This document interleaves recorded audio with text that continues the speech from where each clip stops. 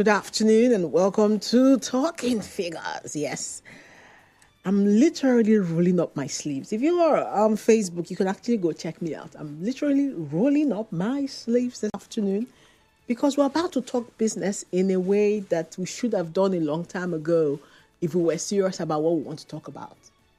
Anyways, welcome to Talking Figures. I hope you're good. I hope the money in your pocket is growing. I hope you are happy and satisfied with your productivity.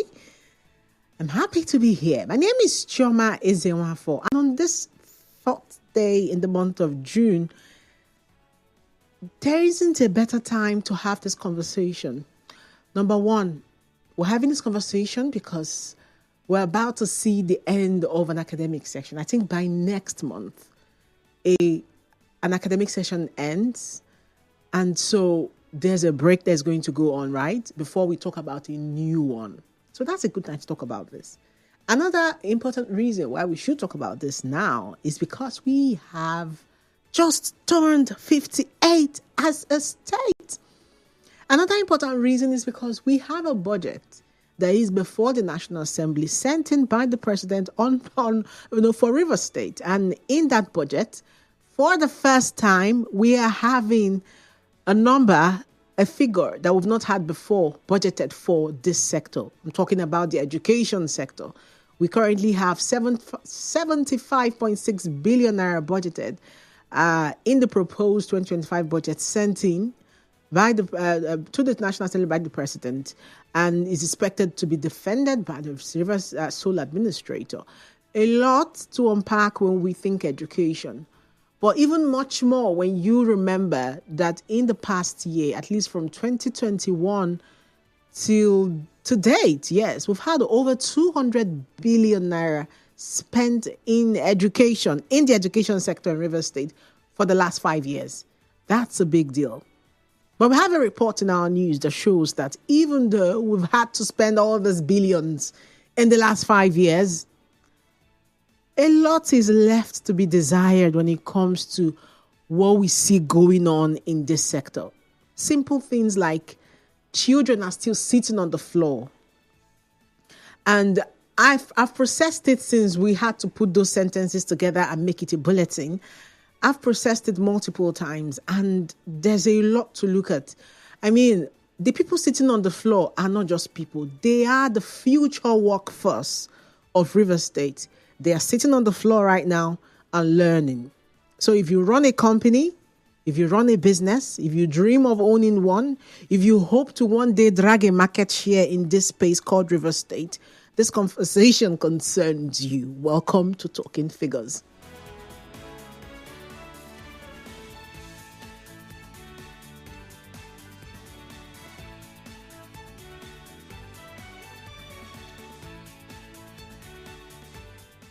So really, the big question is, beyond government budget, what can businesses do? When we say we want to rethink business investment in River State, what should it look like? Business investment in education. How can businesses better position, especially with this kind of budget that's coming in? Like I said, is the highest we've ever had. The last, I think in 2021, it was about 27 billion, and it's grown all the way up. And in January 2025, which is this year, we saw the highest. Initially, it was about 40 billion naira that was budgeted by the suspended governor at the time in January, with the whole budget at the time. And that was the approved budget before all of what has happened in the political space changed everything. And that budget has since been halted, and now a new budget has emerged. And in that budget is almost a double. I mean, that was a 40 billion naira budget for education in January. And here we are in the month of June. The president pushes out a budget in River State for River State. And in an emergency rule, by the way, and then we have it at 75.6, the first we've ever had. So how can you, as a business person, take advantage of this? What and where would you want to be found in the grand scheme of things? Do not forget, we have children sitting on the floor across the 23 local government areas of River State. That's our reality, and there's no running away from it. So beyond dragging people, exposing this embarrassment, because it is an embarrassment that a state that is 58 years old has had to have children sit on the floor for so many years. I mean, we've talked about this for so many different times here on the show, here at Nigeria Info. In fact, at some point, about 4 years ago, we even had to lead on an education summit. And we brought all of the stakeholders in one room, and the discussion was one thing: how can we move this sector forward in River State? And here we are again. Nothing has changed from what we used to know. When you go to schools, like right now, the schools are in session and children are on the floor. Yeah, we can talk about, the budget all we want, but until you find your own role in it, perhaps we're going to have to keep, they said it's only a madman that does the same thing over and over and expects a different result. And we are not crazy, are we? We are not. We are people with vision, passionate, and we are amazing people here in River State. So if you own a business, what do you think we can do? And if you are in River State, this conversation is also for you. What is there to be done? What's left undone? What can be done differently? And how can the private sector come on board? Yes, we are rethinking business investment in education on Talking Figures today, and I'm not doing it alone. In fact, when I told a colleague that this is what I'm discussing, without even asking me, she already knew who my guest was. And I was like, really? Honestly, he's a an education policy analyst amongst many things. When I say many things, for real. He's been in the sector. He understands the public sector when it comes to education, and he understands the private sector as well when it comes to education. It is going to be an effective marriage to drive this sector to where we all desire. I do not know a better person to have this conversation with me today. So it doesn't even matter if he has been on the show 1,000 times. He's still the most appropriate person to have this conversation with me. Please, let's drum rolls. Drum rolls, because, we can't get tired of having Ikechi Nwogu on the show. Thank you so much, sir, for making time to be on the show. Always my pleasure, Choma. Yes, and especially because I understand that it's not convenient for you at this point, but here you are. If nothing demonstrates your passion for education, I don't know what else will. Thank you. Yeah, I've got to do this. It's my state. We've got to push the conversation to appropriate levels. I hope Rivers people win. I do hope so myself. I do hope so. All right, so if you're listening right now, we're live on Facebook. We're also live on YouTube at Nigeria Info PH. And yes, you can send messages on X and at Nigeria Info PH as well.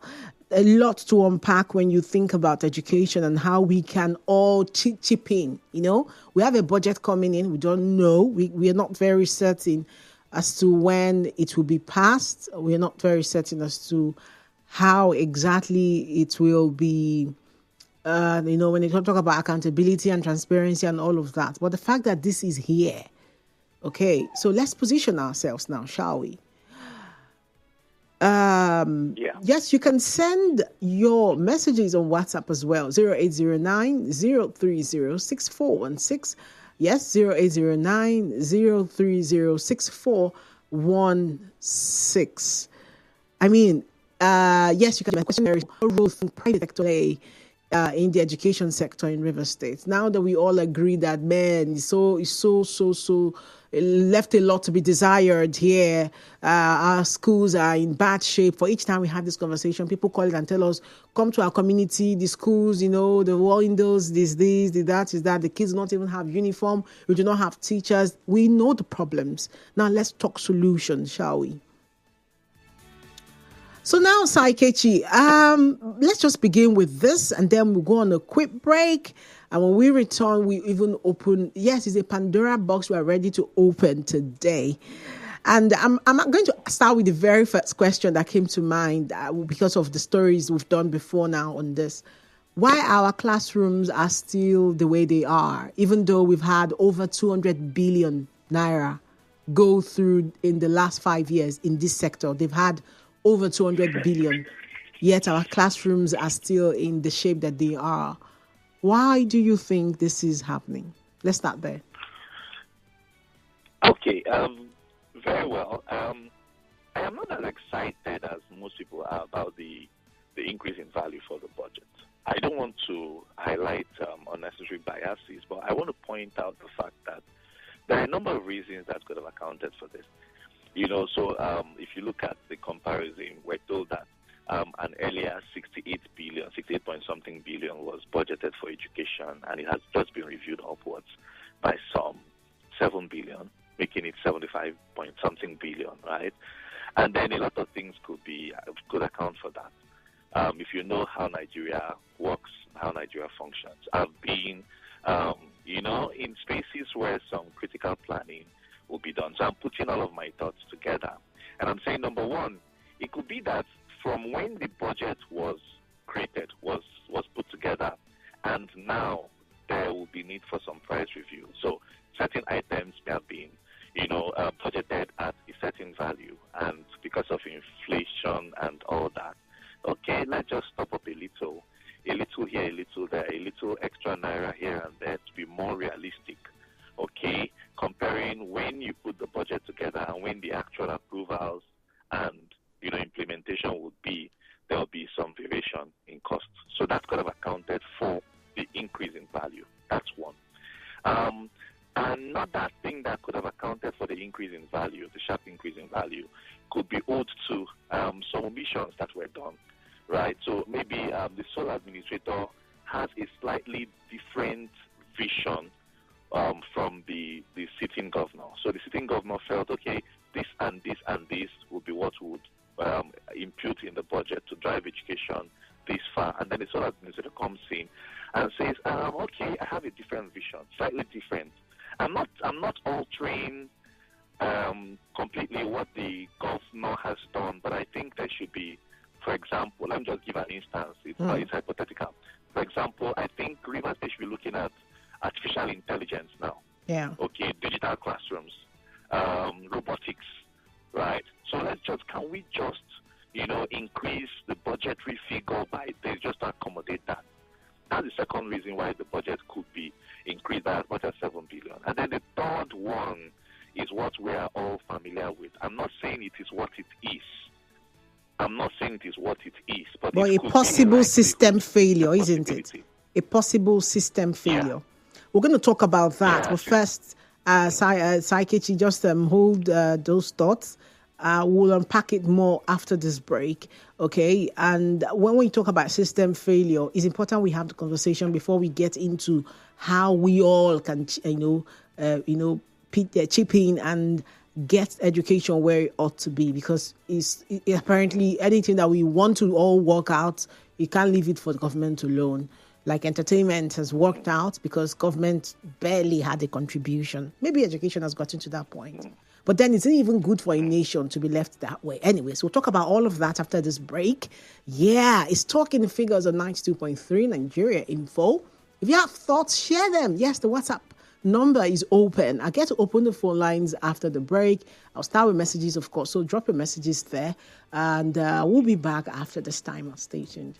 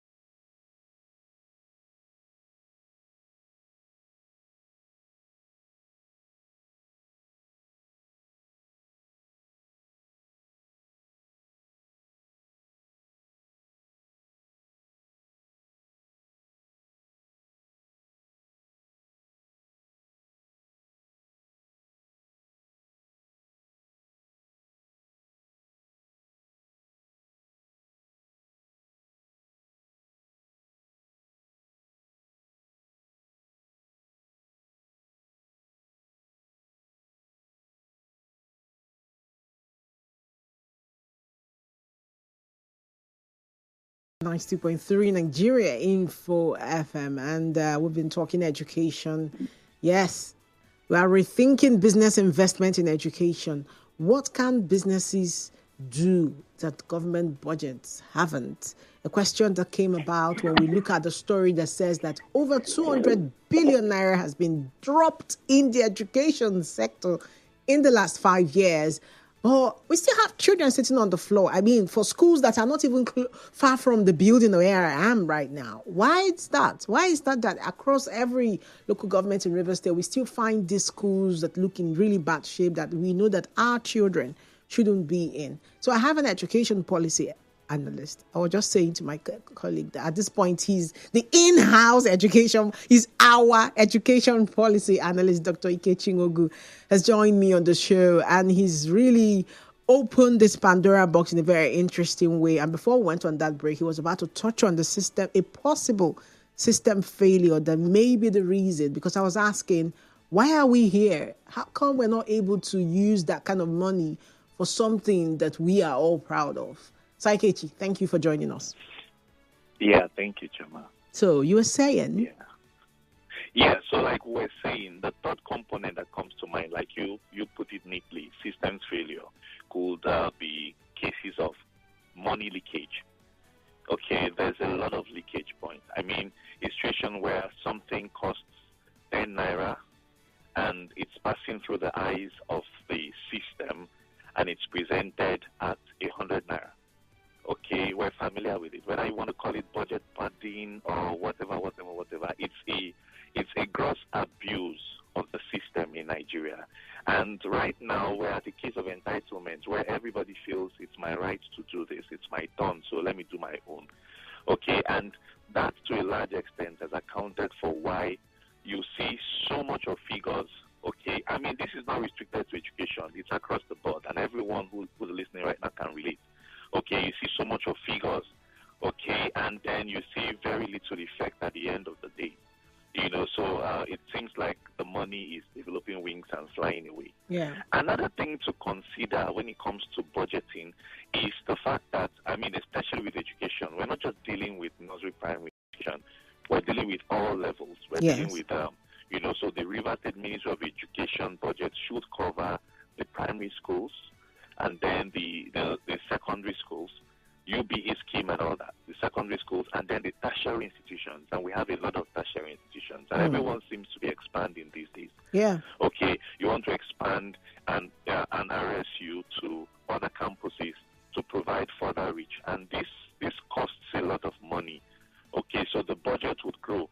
But then whether we're seeing our prayers answered in our time is owed to every other thing, including the vision of the leadership, leadership being either the sitting governor or the administrator, and how far he wants to take things within his period of stay in the office. Okay, and then like we reasoned a few days ago, we're looking at how much accountability can be brought to bear when we talk about budgeting. Who's inspecting what?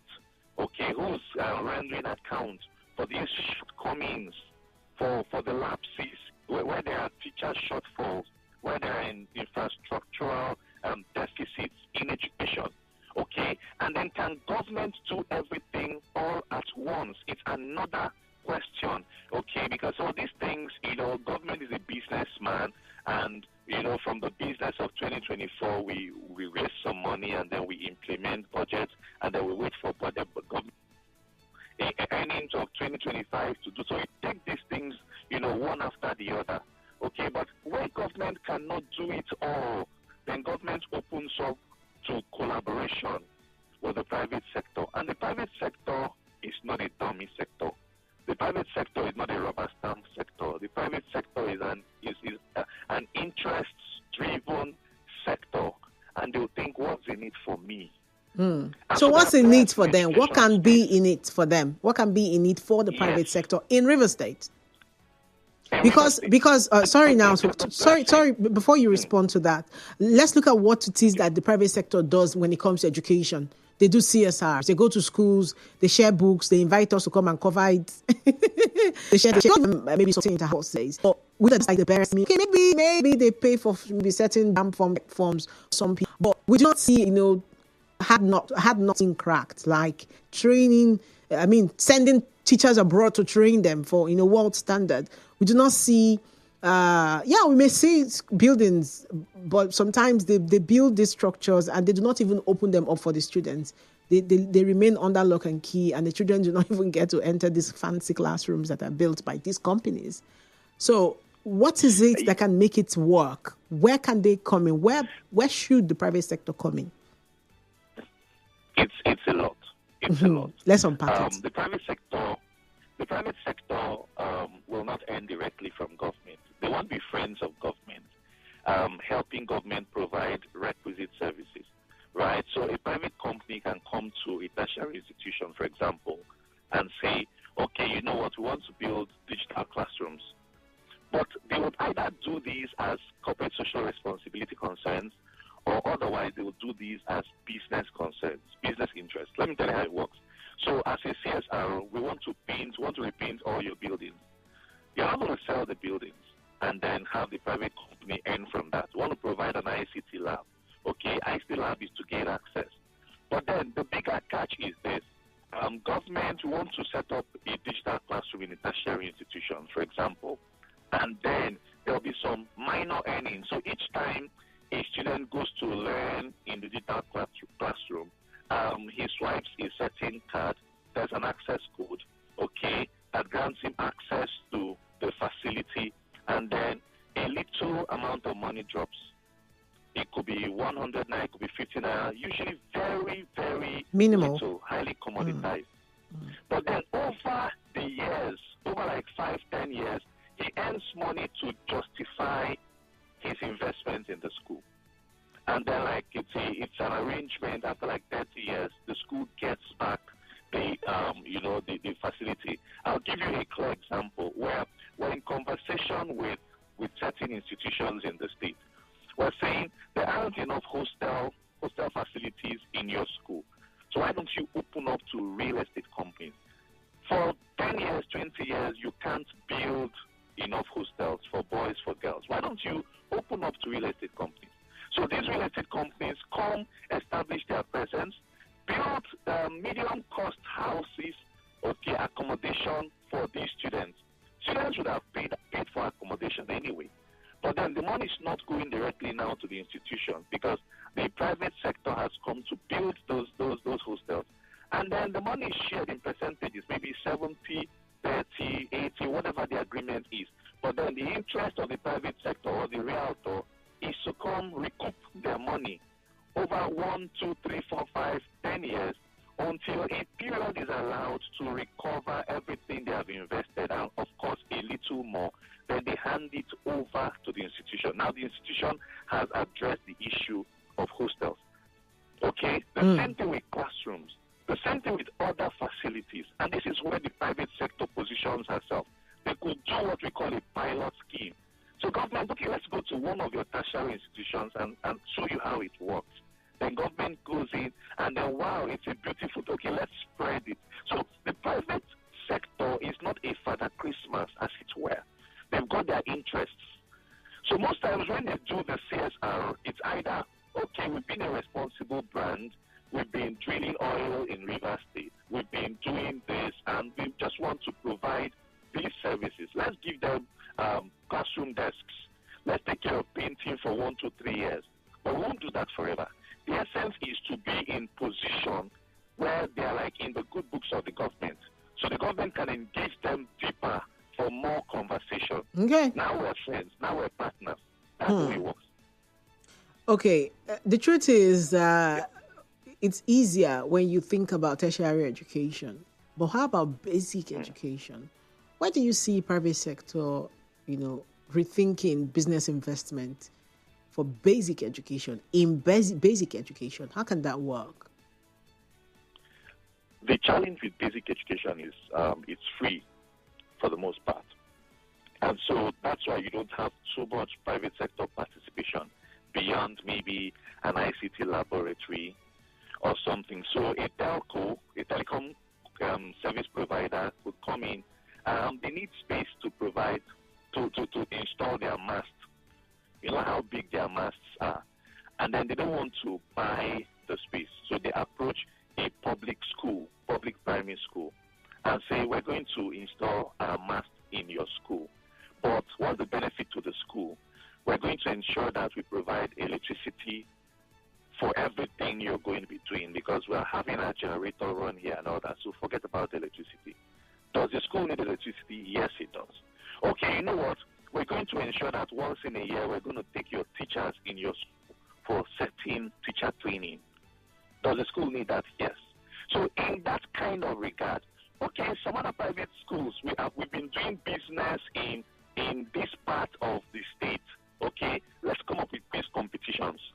So every year, one student wins 1 million naira, wins 10 million naira. That is as far as they can go, because it is free education. They can offer corporate social responsibility. Some companies will come in, we don't want to call names, but you've seen cases where a company comes in and redoes the billboards of the school, okay, repaints the buildings just within their brand coloration, right? That's as far as they can go with the public primary and secondary schools. We're going to buy, in our scholarship provision, we're going to buy WIEC forms for the best candidates, the best is we're going to pay for the school fees at the tertiary institution for the best students from this secondary school, just to inspire learning, just to inspire excellence. They can't do that. Okay, even if they go as far as building a classroom block, they build a classroom block, but then the intent is just to get the attention of the government, okay, to grant them maybe some tax relief or some bigger deal conversation at a higher level. Okay, so they build a classroom block, that's as far as it goes. But it's incumbent on government actually to open up prayer, to say, hey, I'm looking for private players who can come into ABC, XYZ, need areas of our school. If government does not do that, the private sector on her own would rather, in some cases, go invest in private schools, which is also private sector support to government, because today we have respite. Not all of our children can attend the public schools. Not even all of government children can attend the public schools. Okay, and we have the private sector investing in private learning, private schooling. So the elites, a cross-section of the elites, can also have their children in the state and within near neighborhoods. Okay, so that, my children are schooling in Port Harcourt. They don't need to go too far, they don't need to go too far away. But thank God for the private sector that is now bringing in some bit of efficiency, modernized learning, modernized facility. But this time around, you're going to pay for it, because in the government school system, it is free. So free schooling must not be devoid of access to certain exceptional facilities like laboratories and all that. So when a private school, a private businessman thinks about investing in facility responses like laboratories and all that, the first thing that comes to his mind is, where's the money coming back from?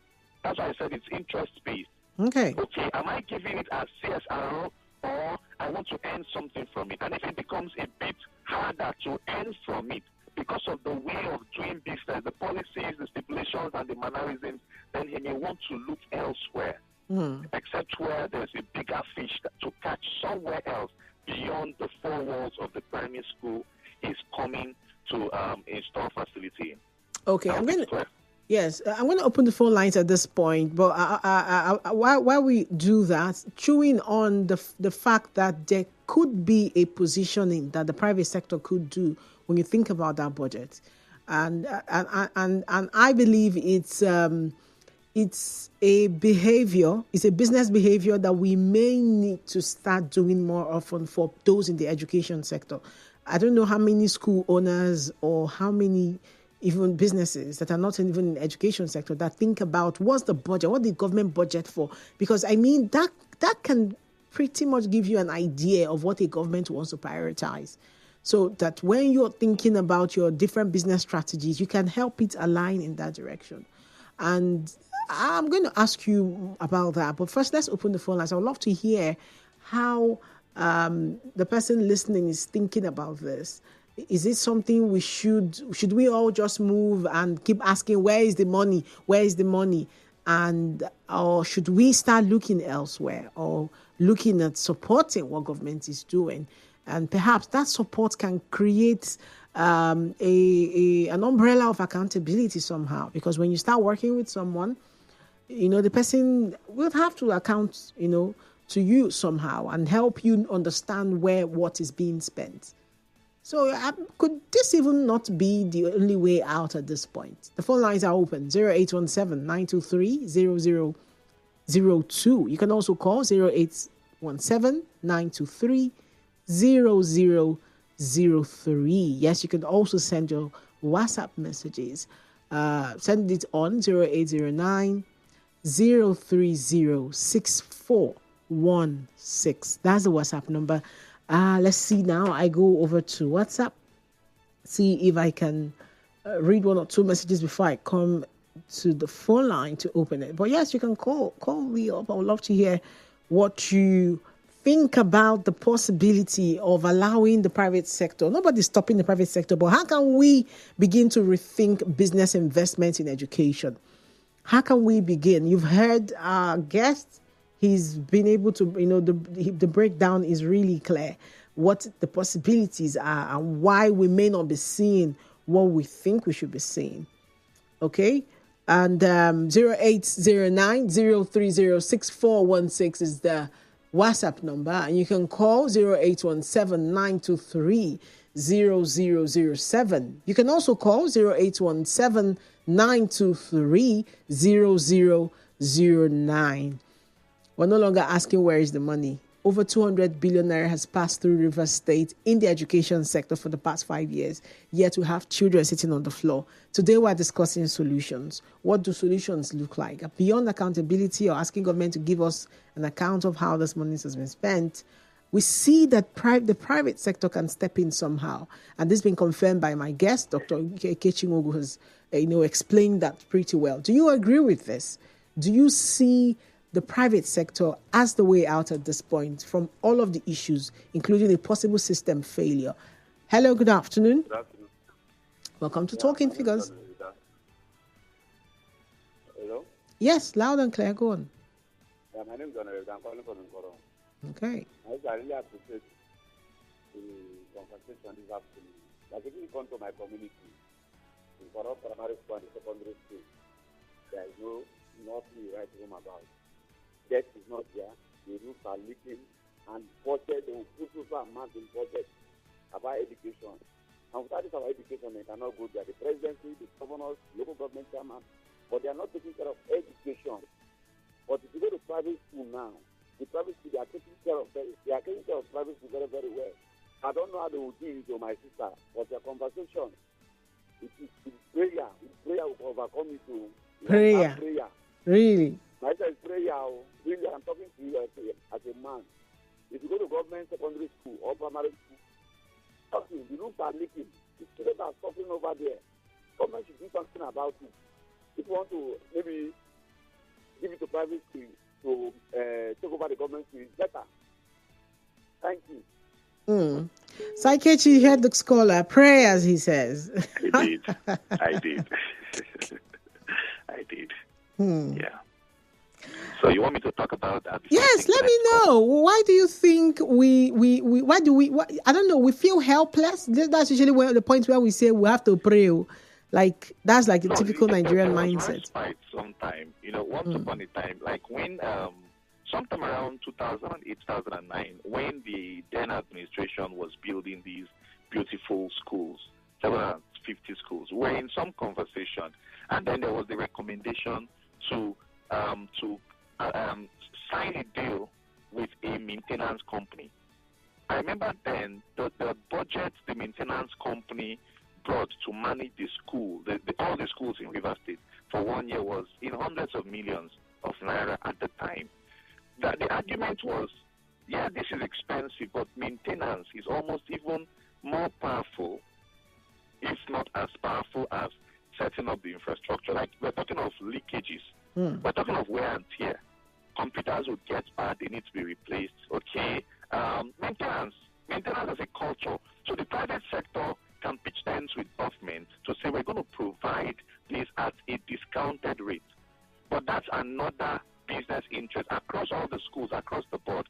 We're going to maintain. So there's going to be a maintenance service agreement, a service level agreement signed with a certain private sector, because government will not do too well with maintenance. Government feels if the schools don't have windows, okay.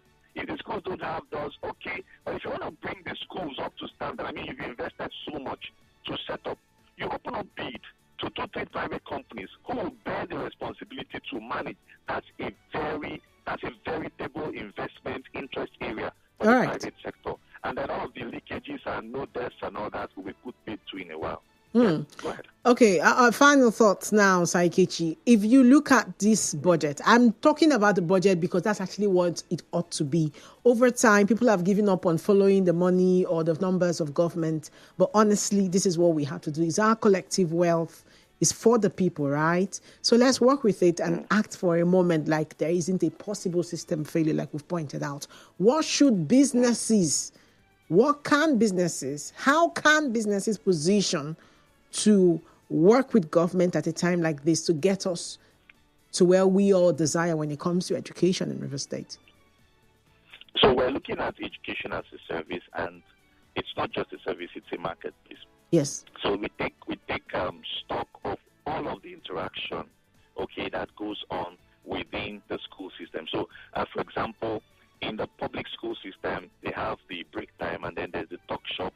Okay, you have all sorts of vendors coming in, okay, to provide certain things, buns, snacks, water, soft drinks, and all that. That's an entire marketplace that is instituted. If it is better organized, okay, some of these individuals could be taxed. I mean, they could be made to pay 100 naira per day.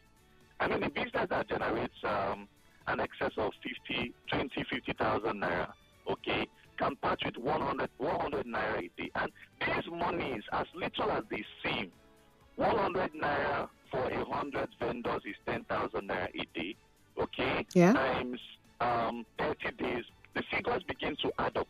And then it becomes a policy that we're going to use this. Look, we have a committee here. We're going to use this money ourselves to provide this facility or to support the other facility, or maybe toiletries. Some very basic things that government would usually overlook. We're going to do that because the school premises is a marketplace, and we just better integrate the services that go on a daily basis.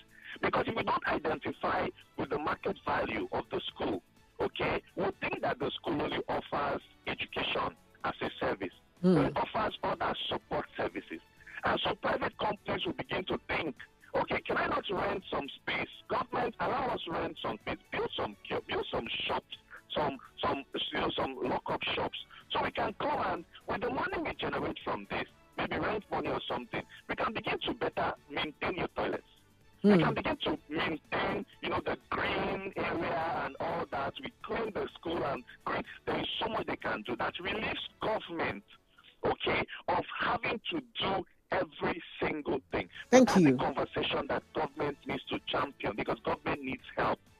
And in every area that help is required, the help can be supported by the private sector. And when you raise these issues, then you'll find vendors, you'll find interest parties coming in, because they can see, they can see possibility for advancing their own businesses. You'll discover that one company, Choma and Sons Limited, has a kiosk in this so girls, so boys secondary school, so community school, because there is benefit, direct benefit, even though government is enjoying a lot of indirect taxation. Because for government earning is basically taxation, whether it's major or minor. So these are very minor areas of investment. Yes. Okay, just by driving the policy and ensuring that, okay, private sector open up. Otherwise, there are some suggestions, some propositions, right, that some private sectors have seen, and they've said, oh, wow, government is failing in this area. Can we come in? Can we come in and address them? So those are unique ideas. Thank you, Ikechi. If government is ready to do the business will be done. Yeah, thank you, Ikechi. It's always a pleasure to have education conversations with you, especially when it's on this show where we look at the business side of things. I love the way you've wrapped things up, and I hope a business person has picked up this idea.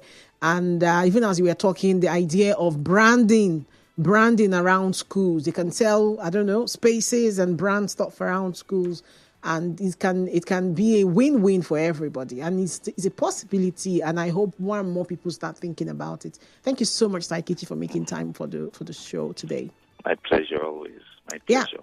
Yes, that's it on Talking. Thank you. That's it on Talking Figures today. We'll be right back next week, 2 p.m. Every Wednesday, we'll do Talking Figures with you. We talk the business side of things, and yes, we're talking for development. My name is Choma Ezenwafo. Apologies for my voice. I'm kind of under the weather, but I'm fine now. They gave me ginger tea and I'm getting better. Thank you so much.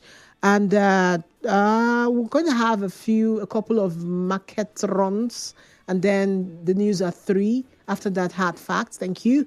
See you.